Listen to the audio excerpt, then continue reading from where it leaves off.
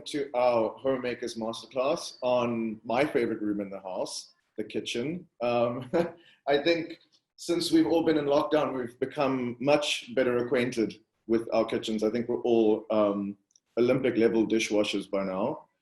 But yeah, so today we're really going to discuss how kitchen design has changed and how, gone are the days of those like sort of pokey small kitchens in the back of the house. The kitchen space has become so much more about socializing, about spending time with loved ones, and about entertaining. So today we're really going to unpack that bridge between functionality and aesthetics that you're looking for in a kitchen. Welcome to our panel today. Thank you so much for joining us. We've got Ernst Meyer, Directorate from the Barn, Luxury Kitchen Designers. We have Belinda Hanekom, who's the owner of Swier, which is a specialist in napkins, runners, and tablecloths. We have Werner Burnside, your name is being decimated today, from Tafelberg, which needs absolutely no introduction, who's our appliance specialist, and Heidi Mason from Studio Mason, specialist in tiles and slabs. So I think let's jump right into it, Ernst, and start with you. Welcome, thank you for joining us. Thank you very much, Piet. Privilege. I think let's start with kind of a big zoom out here, and let's look at the sort of fundamentals that make a kitchen functional and beautiful. What would you say are like kind of the basic elements that we need to consider when approaching the design of a kitchen? Right. If we speak about functionality, I would start by saying when you walk into a kitchen space, you normally have 4 or 3 walls, depending if it's an open kitchen or a closed kitchen. The number one thing to do is to look at your focal point, which will be the wall that when your friends visit, that the wall they look onto. That needs to be your showcasing wall. That needs to be the wall that displays most of the kitchen features. I would start by, in most cases, position your stove and stove top right in the center of that wall. And try and keep the working surfaces on both sides of the stove open, not to have that cluttered, and to work symmetrically. In other words, to have, if you use drawers on the left-hand side of the stove, repeat that on the right-hand side. Try and keep your top and bottom units the same size, that you have these nice vertical lines running up and down. And then you have a second wall would be a hidden wall, slightly hidden from the view. That wall we would normally use for all your tall items, your tall grocery cupboard, your fridge freezer, your eye-level oven, broom cupboard if you don't have a separate scullery. And position all of that, the tall units together on the slightly hidden wall. You obviously have a sink area, and that obviously we try and keep that also away from the eye, that people don't look onto it when they walk into your house, and try and keep the different zones, which I'll speak to about together now, and what goes in the different zones. And then you have an island or a seating area in your kitchen. So those are the functional walls, or how you need to look at the different walls and what to position there. So spoken about the zones, if we look at the stove area, that's normally where your utensil drawers go, where your cutlery drawers go, your pot drawers, your spices and trays. That's the stove area zone. Your storage area zone would be your tall groceries, your fridge, freezer, pantry, general storage. Your sink area would need provision for a sink, a dishwasher, your bins, be it bio and recyclable, your cleaning stuff there. And then your island, you need a seating area, you need extra drawers, you need maybe water and electrical point, and then platter drawers and possibly a microwave. So in terms of the functionality of the kitchen, it's important to recognize the different zones and what kind of cupboards and storage areas we need, or storage units we need for the different zones, and what goes together. I would, for instance, strongly not recommend that you have a tall unit somewhere in the middle of the wall and have working space on either side, or to have a stovetop right next to a tall cupboard and you don't have working space next to that. So in terms of the aesthetics, I just want to, okay, sorry, let me just backtrack then. Obviously, for those people who have sculleries and different pantries, in your scullery area, you obviously have a sink. You need to make provision for washing machine, tumble dryers, laundry cupboard, and a bin or bins. And then your pantry with as many shelving as possible. There I can just maybe say that it's important to have narrow shelves as well in the pantry, not just all same size for your tin food, your little bottles, your spices, and have wider shelves for your cereals and bigger boxes that you would need.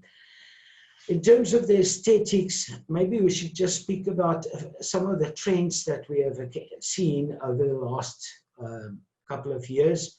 There's been a strong surge toward the minimalist, seamless kitchens, high gloss, cupboards with all the latest hardware, the touch to open, the soft close features, drawer dividers, door lifts, and different organizers.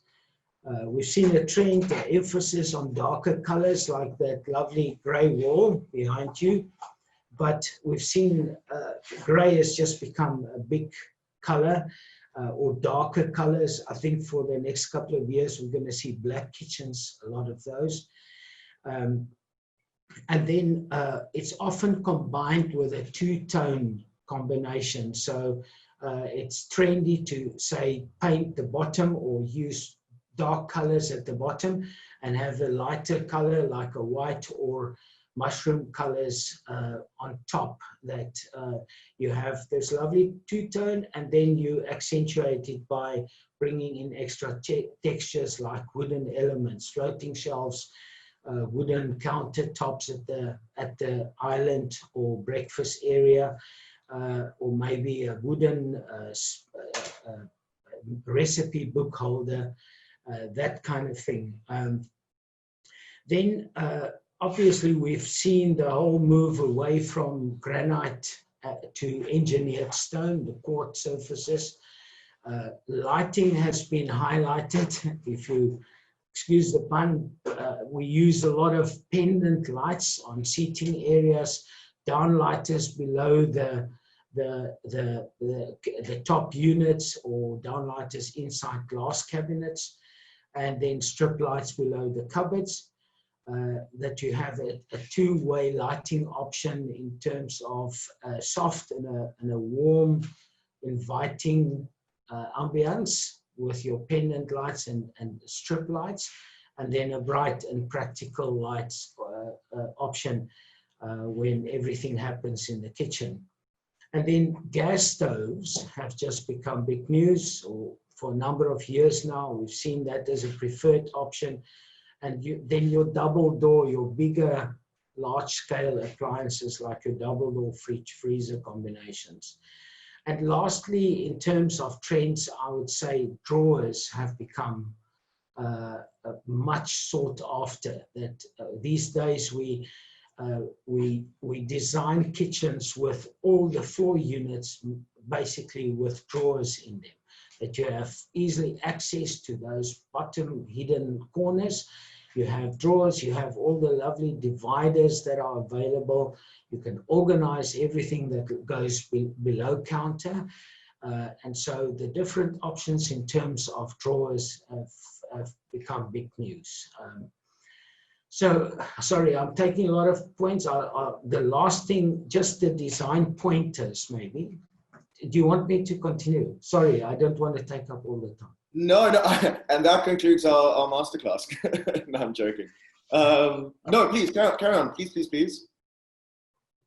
Just 5 pointers. In terms of design, you need to be aware of the zones, the symmetry. I spoke about that, glass and lights. We've seen a lot of seamless designs in terms of, you see all these lovely kitchens on Pinterest and everything. We have a large island and a back wall with these seamless doors. It just looks like a full panel where everything is integrated, and you don't have handles anymore. It's all touch to open. It's all hidden behind doors. That's very attractive these days. We make use of a lot of those ideas. And then we bring in all the wooden elements, like I mentioned, at the island, to repeat that somewhere else, that you don't just have one texture difference in your kitchen. But if you use, say, wood at the island as a breakfast bar, try and repeat it by a floating shelf somewhere else, or a recipe book holder, for instance. And then, yes, to incorporate lighting, which I've spoken about. Thank you. Thank you. And I have a confession to make. I hope in my next life I can come back as a kitchen designer. I think it's the coolest job ever. It is. It is. Spend too much time in the kitchen. But I hear you, and I think perhaps, with lockdown, touching on that point that you made about, people going for darker colors, cleaner aesthetics. I think, with us having been at home, so much, that I think, we kind of gravitate towards a kind of more pared back, cleaner aesthetic. And as for gas, I mean, I've got a gas stove, and it's the best thing with load shedding, because at least you can always cook. So you've got that pro. I think what I want to know is, so I come to you guys and I've got a little bit of budget. I'm like, okay, cool. I want to update my kitchen. Where would you say, having touched on, I mean, every aspect of it, where would you say would be the best place to kind of focus in terms of, maybe even in terms of these zones that you've been discussing? Where would be the best place to kind of update my kitchen? Okay. Again, I would start with your focal area. You can replace doors and replace tops in your kitchen, but if it's not a well-designed kitchen, you will just window dress the room and still be unhappy with it. So I would first of all strongly suggest that you do get a professional to help you. In the long run, that's going to save you money.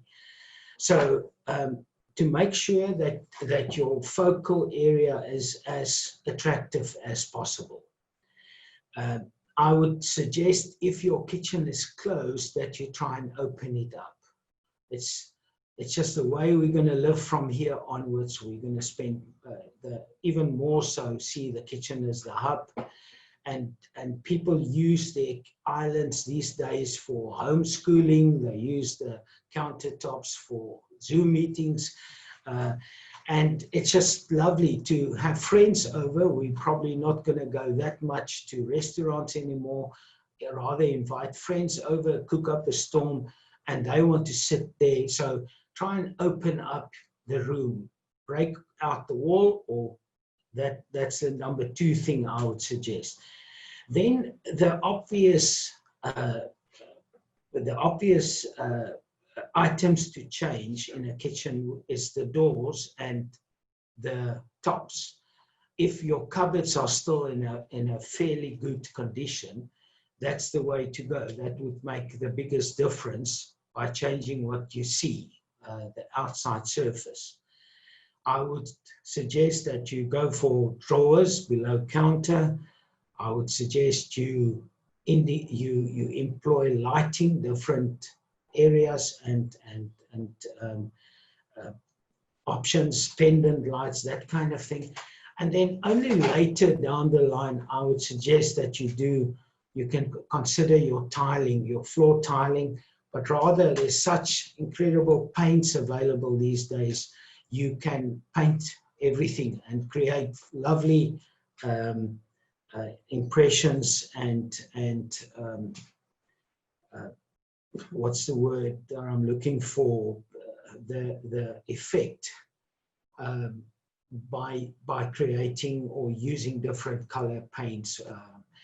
Yeah, so I don't know if that answers your question, but in that order: focal point, your try and open up, change doors, change tops, and further down the line, replace drawers, lights, and tiles. Absolutely, that makes complete sense. And I think you're so right about, that kitchens are, especially now, I suppose more than ever, the place where we socialize, where we entertain. It's not actually just about cooking a meal. It's about the whole experience around that. And as you said, the design of the kitchen is so fundamental to sort of the ergonomics of it is so fundamental to facilitating that movement of people.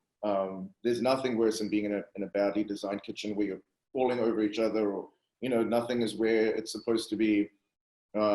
Can be quite frustrating. So my last question is: there's one thing you can literally never have too much of, and that's storage in a kitchen, because there's always something that needs to be put away. So what, I suppose, tricks are there to maximizing your kitchen storage? Perhaps not necessarily always having everything on display. Yeah, thanks for that question. Firstly, I would say it's important to first organize yourself. Discover or ask yourself, what can I go without and what can't I go without?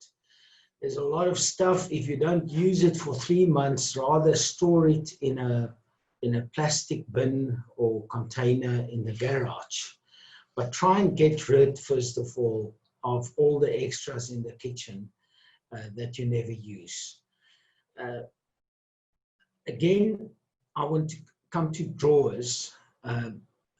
If you can install as many drawers as possible, because drawers you can divide into squares, into utensil drawers, in terms of your different cutleries. You can split drawers for spices. You can split the drawers up for your plates and platters, everything. So drawers, if you can go to almost any kitchen company and they have stacks of offcuts that they will probably be glad if you just take it away from them. And get yourself a carpenter or a cabinet maker, and behind the doors, try and fit as many drawers as possible. By saying that, I would say that I think most kitchens have only got one shelf in the middle of the cupboard, with these huge spaces that's never utilized. So I would say double up on all your shelving, or fit extra shelves, as many as you can, in the cupboards, and utilize that space as well. I would say you could use your backsplash in the kitchen. It's never utilized. You can fit some stainless steel piping or brass piping there. You can hang a number of items from there. You can install hooks on the side of the open cupboards and hang pots and pans and cloths and everything from there. Utilize the top of your cupboards by arranging what you don't use that often, by buying some nice baskets, woven baskets. Utilize that on top. I would say You can do I've seen on the internet some pegboards where they hang all their utensils on a pegboard. Lovely ideas also to, it's not so much for storage, but paint some door as a chalkboard in your kitchen and write all your shopping lists on that. And then old cupboard. We bought old cupboards from a guy who went sailing around the world. And my wife, wherever we moved, she loved this cupboard. And if there wasn't space in the kitchen, she would just put it outside the kitchen door. And that was where all the white platters and bowls and whatever white items she had was nicely displayed in this cupboard. So you can buy an old cupboard, give it a second lease on life, paint it a bright color and put it just outside your kitchen door and use that as a drinks cupboard or as a grocery cupboard. But I think if we just rethink every cupboard, see where we can fit extra shelves, extra drawers, we can go a long way in terms of opening up extra storage space. I love that concept of taking storage and actually making it something visually appealing. This idea with the cupboard that you can use as much as a functional piece of storage. It also becomes something quite attractive and interesting in the space, which kind of speaks to the whole kitchen dynamic of being both aesthetic and functional. I think Marie Kondo would agree with you that decluttering is the best thing. If it doesn't spark joy, get rid of it. Yeah, I think that you're totally right. It's about considering how you use the space. Like you said, with the drawers, I mean, often, you have like these drawers that are, this deep, but you're only actually putting things in it that are, Exactly. that high. And you end up wasting so much space. Exactly.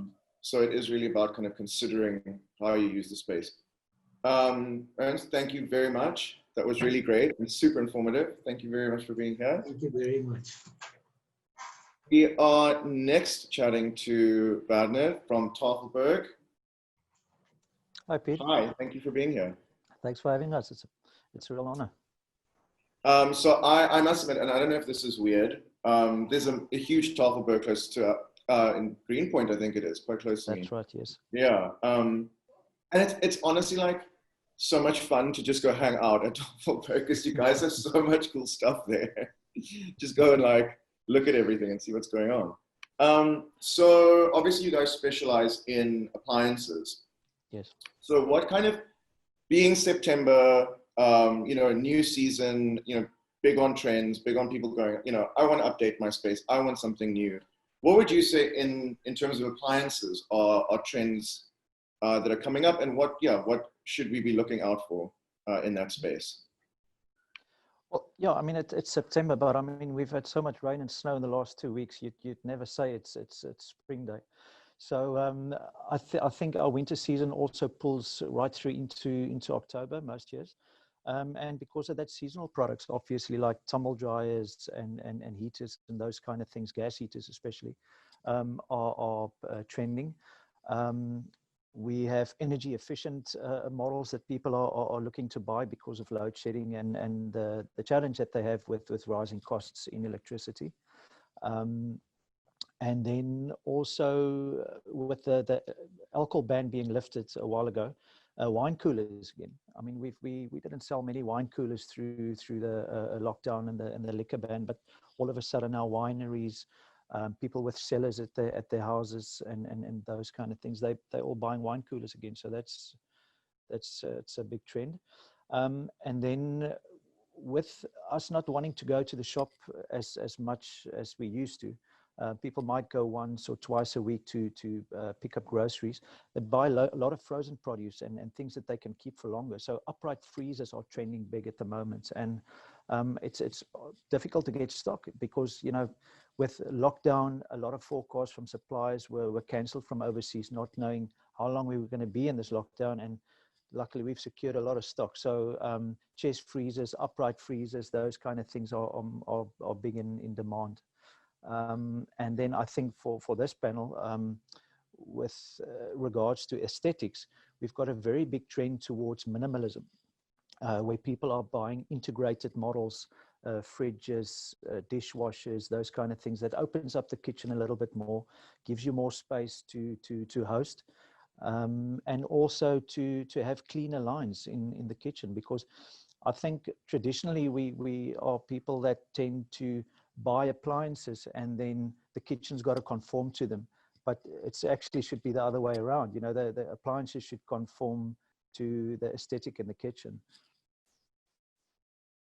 Absolutely. I think that goes back to what Ernst was saying about, like, you know, why you go to a professional kitchen designer, because you need that that sort of synergy between the design and your appliances.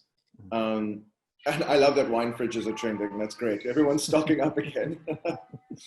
Now let's quickly flip the question on its head and go for the converse. We were talking about like what's trending, what's everybody kind of heading towards, and I hear you that it's sort of very dictated by season and kind of pushed by our needs. What, in terms of an investment piece, like if I need to get an appliance to my kitchen, what would you say is where I should really spend my money? I think the first thing you need to do is ask yourself, why am I investing? You know, what's my end goal, or what am I aiming to achieve? And I think once you've answered that, you can look at categories like dishwashers. You know, you're obviously buying that to either save yourself time washing up, or you're trying to save water and due to conservation. So I think you've got to ask yourself the question, what am I aiming to achieve? I'm thinking about a heat pump condenser dryer, for instance. People will buy that because it's very energy efficient, because allergies will use the condenser dryer because there's not a lot of air that is vaped into the atmosphere, and it also reduces humidity in the atmosphere. So with COVID and people with lung issues and asthma, that's a big help at the moment. So functionality. I think then also what you can look at is gas appliances. I think is something to invest in at the moment with the unstable grid that we're dealing with. Look in Gauteng, you've got plum gas. I think it's very easy to do a full gas appliance there. In Cape Town, it's a little bit more difficult. I think gas electric cookers, for instance, by us is trending, and it has for the last couple of years. And it's also like Ernst, some people buy a bright red cooker and puts it in the middle of a wall, and it's just the focal point. So, yeah, I think we've got a lot of people coming in asking for things that they want. And I think there's sometimes a fine line between what you want and what you need. But yeah, luckily we've got specialized guys that will ask you the right questions and get you to that end goal. Well, I can 100% say I wish I'd invested in a dishwasher, because if I have to wash another plate, it'll be too soon. Never-ending pile of dishes in this house.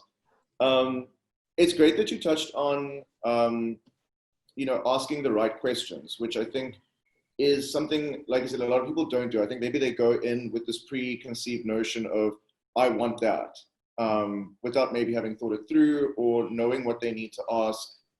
Not knowing what the right questions are to ask. So I suppose what I'm asking you is, as a customer coming in, looking for any product, I don't think the actual appliance is too important here. What are kind of the things that I need to really be cognizant of when I look for something? I know that you have discussed kind of energy efficiency. Is it streamlined? You know, does it work? But what are other kind of important elements that maybe people don't take into consideration when looking for an appliance? I think, like I said before, the first thing you ask is something I want or something I need? Because immediately other questions are going to pop up, like, is it something that I'm buying because it's functional, something that I want to use as a feature, or am I replacing another appliance? And I think once you've established that, we can guide you through all of the models and brands that we have to suit that need. Also, like I've said before, you've got to ask yourself, do I want to save myself some time, or do I want to save money? You know, those are all questions that I think, especially now, people are very budget conscious, and they sometimes tend to ask what it costs way before they ask, what can it do for me? Because the one is tied into the other. I mean, it might be a dishwasher that is selling for half the price of the one next to it, but the one that you actually need is going to save you on water and electricity. So I think that is a very important thing. Also something that a lot of people don't ask before the time, and we have many customers doing research online, and you know, you've got it in the palm of your hand when you walk in the store, and you can basically check prices and specs anywhere you are. But the one thing people are very lackadaisy about is measurements. I mean, even me myself, I bought a washing machine for my mom a month ago, and I got home and it didn't fit, so it was a little bit embarrassing. But measurements are very important, and I think if someone is designing your kitchen, and on paper everything looks hunky-dory, sometimes you get to the shop and what you wanted to put in that space is not going to work. Either it's not going to fit, or you're unable to integrate it under counter, like many of the wine coolers that we're selling at the moment. A lot of them are back vented, and now because it's built into a closed space, it's loud. There's mildew building up. The compressor is always running because it's under pressure. So those are all things that you have to think about. And I think the best advice I have for someone that is designing a kitchen with a designer and a contractor is get your installer and contractor to come to one of our stores and come and spend time with the guys on the floor and measure and touch and feel the items, because there's a big trend on buying online. But at the end of the day, we are still people who want to touch and feel things and then see them for ourselves before we make a purchase. No, I think you're so right about that one point about people going in and the first thing they're like, you know, what's the best deal I can get on whatever, and not actually taking into consideration what needs is it actually meeting. You know, maybe, like you said, maybe that one tumble dryer is 5,000 Rand cheaper, but it's going to cost you in the long run because it's chowing your electricity. It takes a ton of water. Yeah. So, and literally touching on, like you were saying, that sort of as people, we are inherently tactile people. We want to be able to touch something. Has there been any kind of trends in terms of just products coming out and I mean trends in terms of finishes on products that you're seeing a lot of, maybe in terms of what materials are being used, and maybe what kind of effects? Yeah, just anything on that. I think there's a big trend towards glass finishes on fridges, gas on glass hobs, mirror finishes on ovens. That is a big trend. I think it's also a niche category, because I mean, not everyone can accommodate those appliances in a set kitchen, you know. So if you're not going to start building from scratch and incorporate them, you're going to have to renovate everything else in the kitchen as well. But the full wall kitchens that we are quoting on are mostly for new builds and not refurb. So people are going for the glass look because it is a little bit more clinical and cleaner and minimalist. Yeah.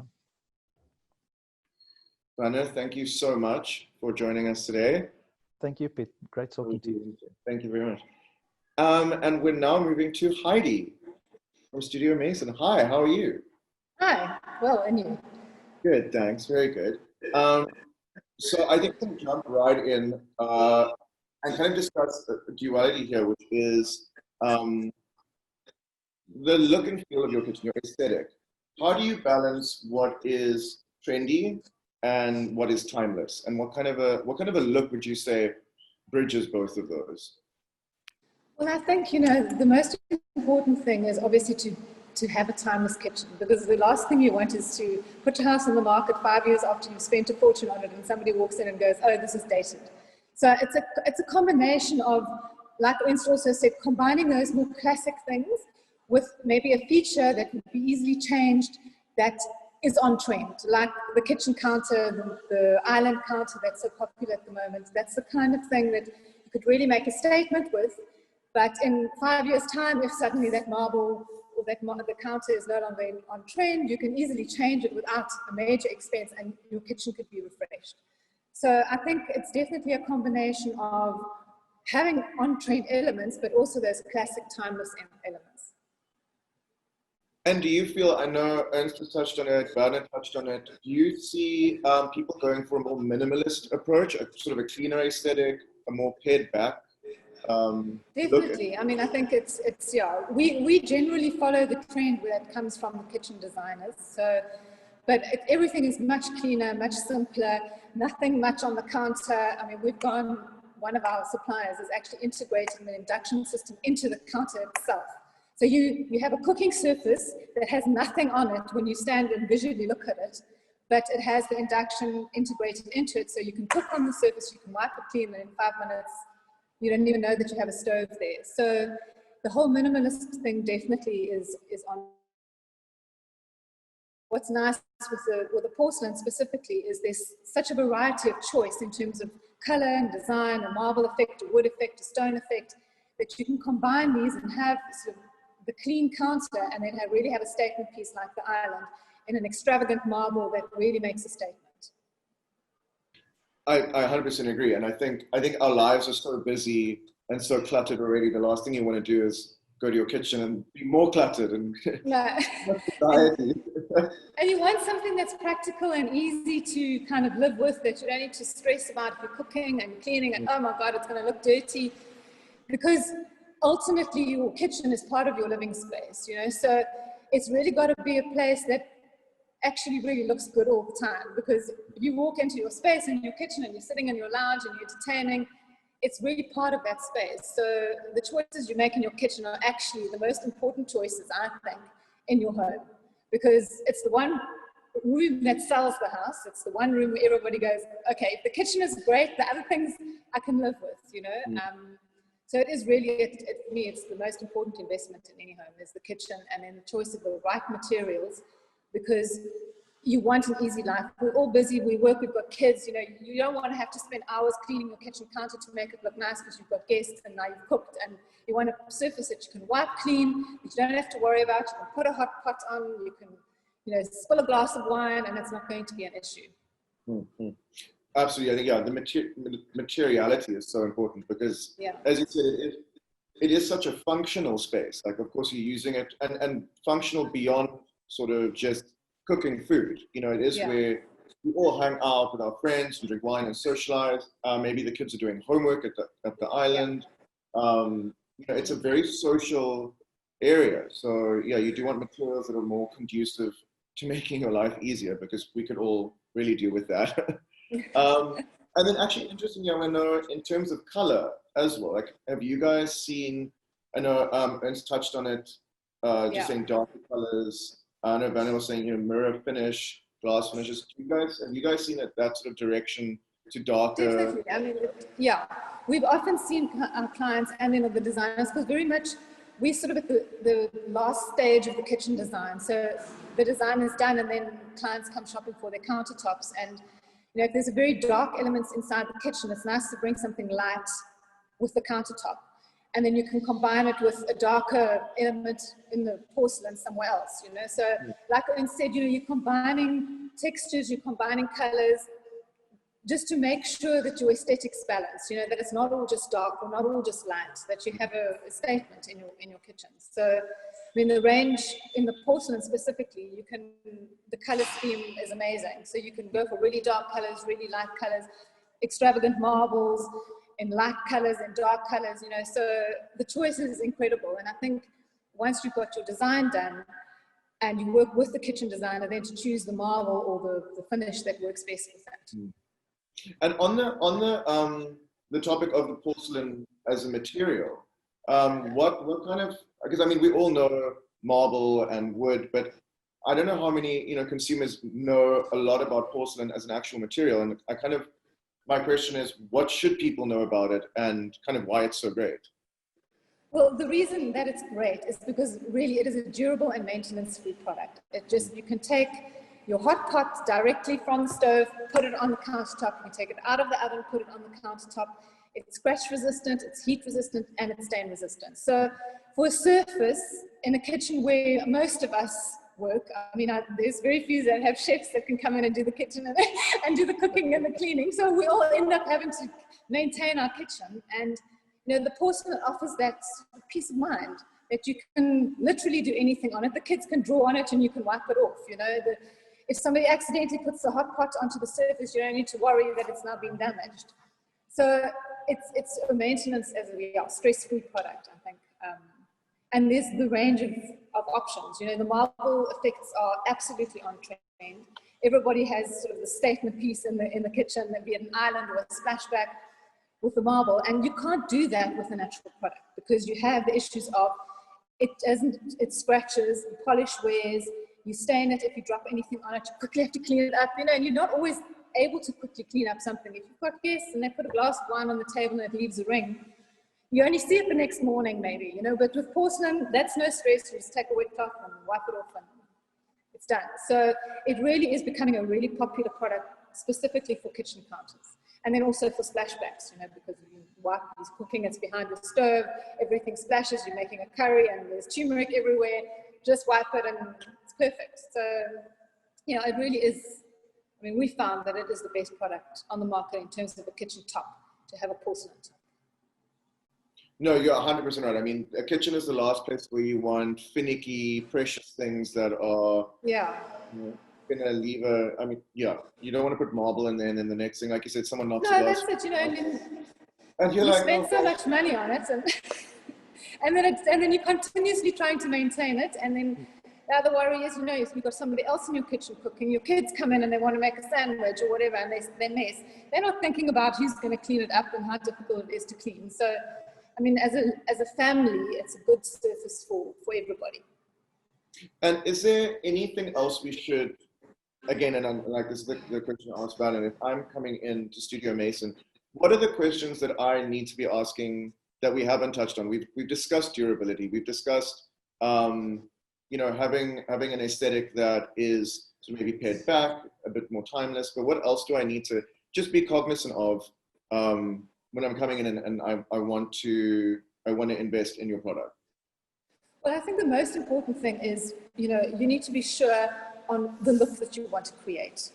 So if you're clear on, and you've obviously now at that stage when you come through to us, you've done the design of your kitchen, and you need to find the top that works with that design. So you know that when you cook, you're active in the kitchen, you need something easy to maintain, nothing that you're going to have to worry about. You can just cook and prepare and do whatever you need on the counter. But then at the same time, it needs to aesthetically fit in with your kitchen design. So it's important to have that in mind, and then to work with your designer, your kitchen designer, and to say, okay, well, this is what I've seen. Some of the kitchen designers make proposals in terms of countertop finishes, others don't, and they leave it up to the client to go and kind of choose. So it's then important to work with them to say, okay, this is what I've seen, this is what I like.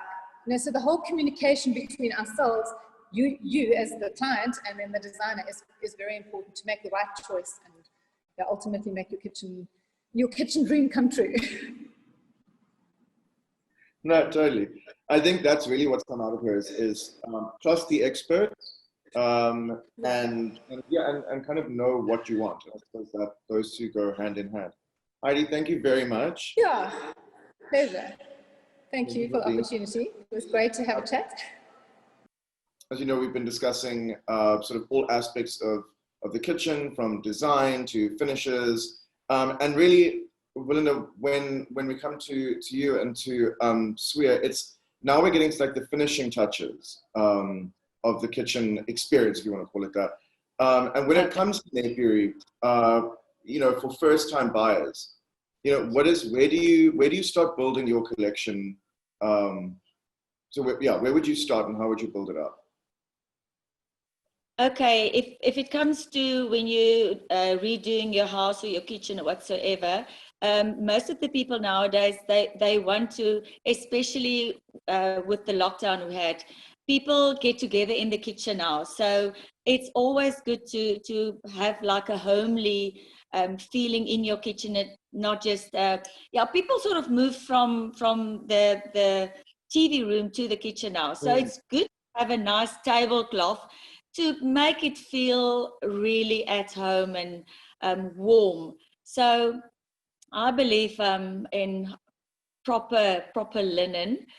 So for me, it's good to start not just, well, it depends. You need to have a look at your budget.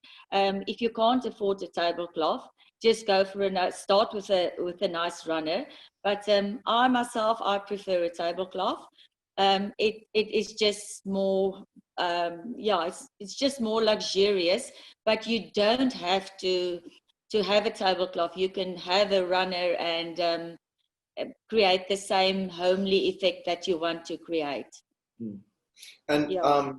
Bannon and Ernst both brought up this thing about how as humans we're tactile people, you know, and there's a lot to be said for bringing in, you know, that sort of experience of being able to feel and touch, and obviously that's in, you know, when it comes to fabric, that's a really big draw card, like you said. You know, you bring in warmth and softness and a sense of something that you can touch.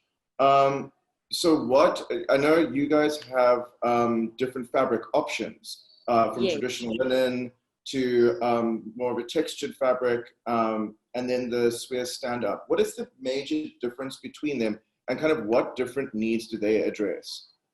Okay, the more natural linen is that is very expensive. So what we try to do at Swier is sort of bring proper serviettes or napkins back into your home, and not the paper things you buy with nice beautiful prints or whatsoever and chuck it away. So that's why we were looking at a fabric that is, well, that people can afford, but they can use it over and over. So you can just put it in your washing machine, take it out, you don't need to iron it. So if I come back to that, linen, as everyone knows, it creases terribly, and it does fade in the end. So we sort of take people away from that, but I know there's people that they do prefer linen, they can afford it, so you buy the linen stuff. We've actually created well, I've had one of my people that sourced my fabric for me. It looks like a linen. I'm just going to show it here for you. Absolutely. It looks like a linen. It's called the Swier New Natural. So new, N-E-O, New Natural. It gives you a mind setting that it is a natural, but it's not. It's got a poly mix in it, but it looks like a normal linen. But if you put it in the washing machine, you just take it out. It absorbs water just as linen. So, and this can also stand up. If I put it here on my lap, it stand up just like that.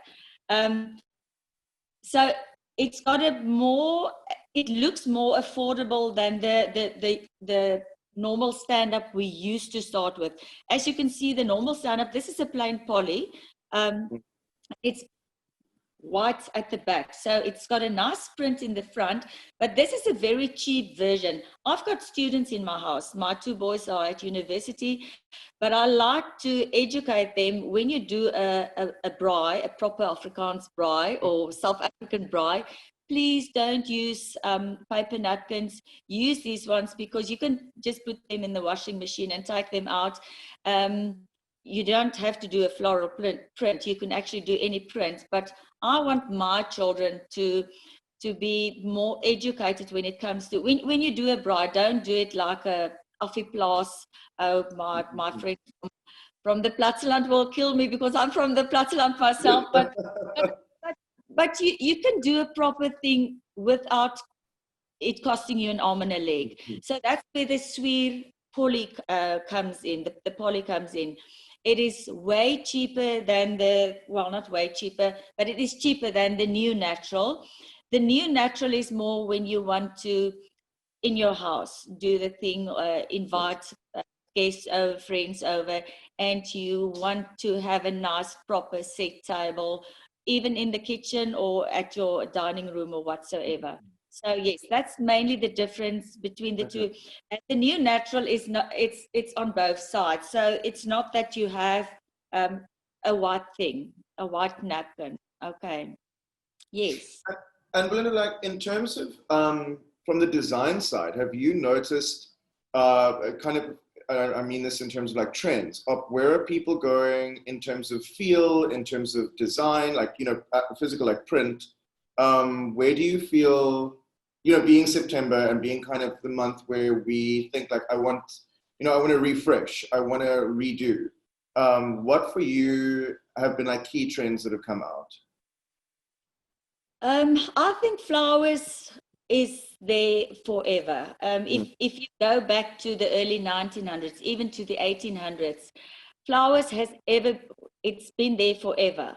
So I don't think flowers will, and because life is so expensive, I think this is why the flower trend will stay for quite a long time, because people don't have that much money to spend on fresh flowers.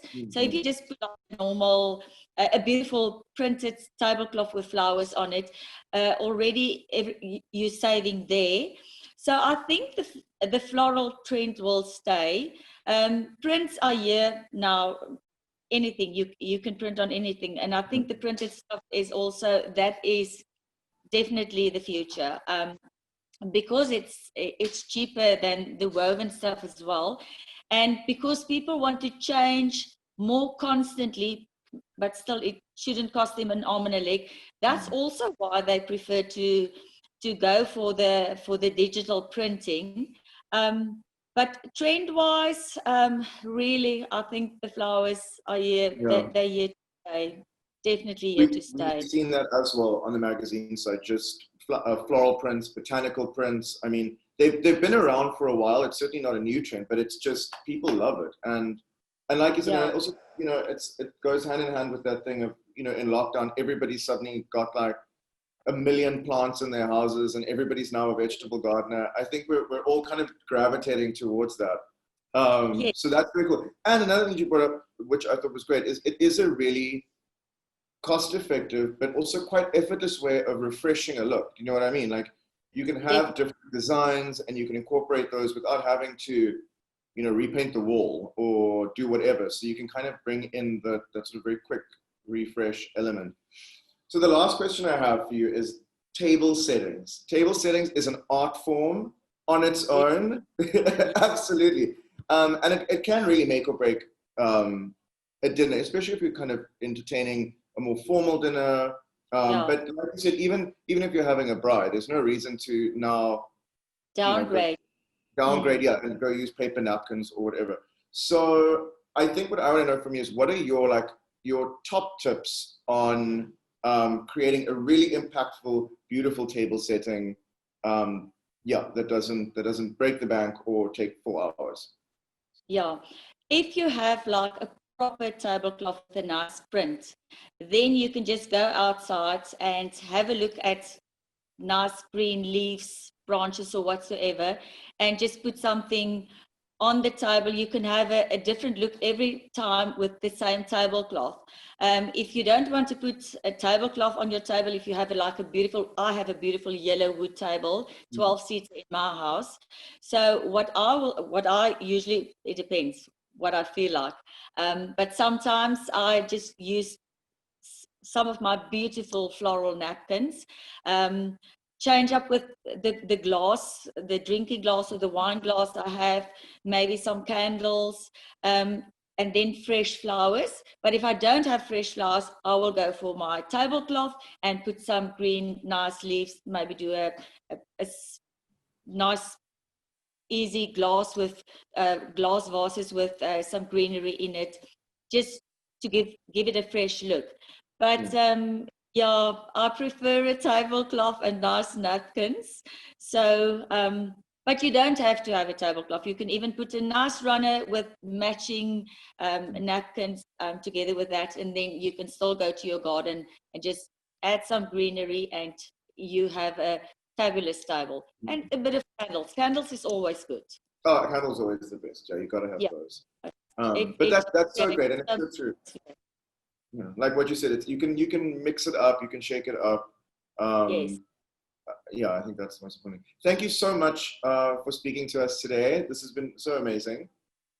Thank you, Piet. It is really great, and we're looking forward to a jailbreak rest of 2020. Yes. Absolutely. Not a lockdown. The lockdown. Yeah. Thank you so much. Thank you, Piet. You keep well. Bye. And I think that wraps it up for today. We encourage, if there were any questions that viewers have, please do drop them in the comment box and we will get back to you. Otherwise, thank you very much for viewing our kitchen masterclass. Have a great day.